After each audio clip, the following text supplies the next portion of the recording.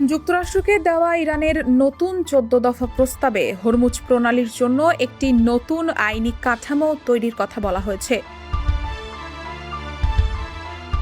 পাশাপাশি parliament construction কমিশনের প্রধান বলেছেন, পারমাণবিক অস্ত্র অর্জনের চেয়েও হরমুজ প্রণালীর ব্যবস্থাপনা বেশি গুরুত্বপূর্ণ।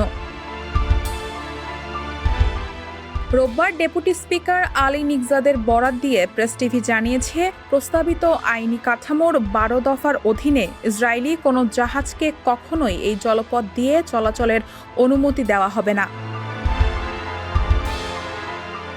পরিকল্পনা অনুযায়ী শত্রুরাষ্ট্র হিসেবে বিবেচিত দেশগুলোর জাহাজকে এই প্রণালী পার হওয়ার অনুমতির জন্য যুদ্ধের ক্ষতিপূরণ দিতে হবে।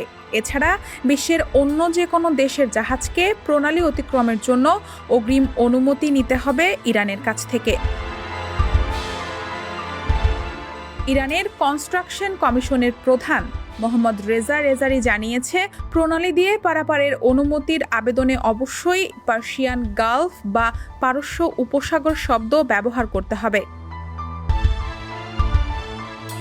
এছাড়া জাহাজগুলো থেকে সংগৃহীত রাজস্বের ৩০% সামরিক অবকাঠামো শক্তিশালী করতে এবং বাকি ৭০% অর্থনৈতিক উন্নয়ন ও জনকল্যাণে খরচ করা হবে।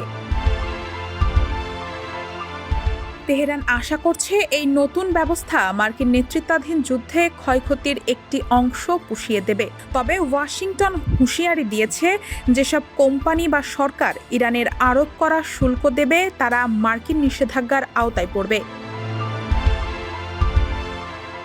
ডেস্ক রিপোর্ট, সমকাল।